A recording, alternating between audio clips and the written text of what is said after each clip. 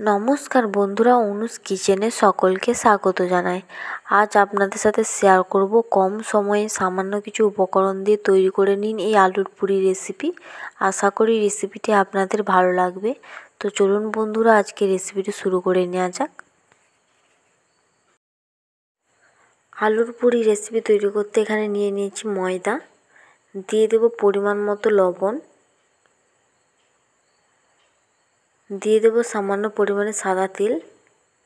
উপকরণগুলো ময়দার সাথে ভালো করে মিশিয়ে নেব। উপকরণগুলো ময়দার সাথে ভালো করে মিশিয়ে নিয়েছি। দিয়ে দেব সেদ্ধ করে রাখা আলুগুলোকে।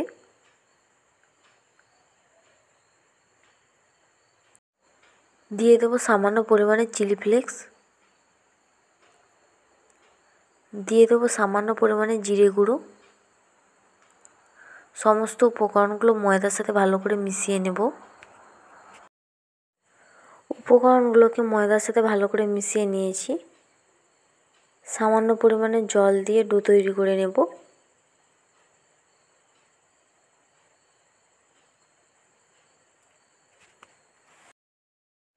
তো দেখুন বন্ধুরা, ডোটি খুব ভালো করে তৈরি করে নিয়েছি।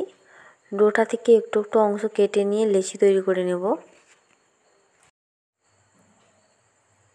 নিয়ে নিয়েছি একটি লেচি। দিয়ে দেবো সামান্য পরিমাণে সাদা তেল।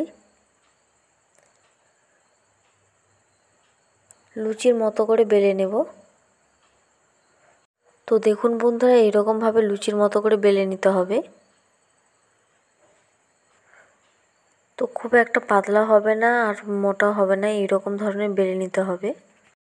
সব কটি লিচিগুলোকে একইভাবে বেলে নেব।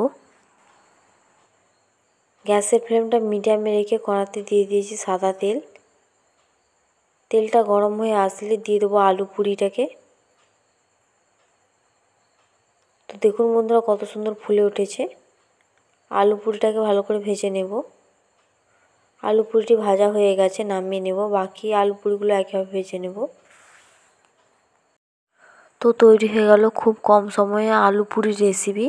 এই রেসিপিটি আপনারা বাড়িতে ট্রাই করতে পারেন, আর কেমন হয়েছে কমেন্টে জানান।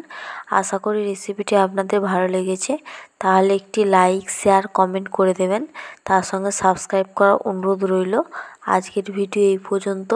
দেখা হবে নতুন কোনো রেসিপির ভিডিও নিয়ে। ভালো থাকবেন, সুস্থ থাকবেন। ধন্যবাদ।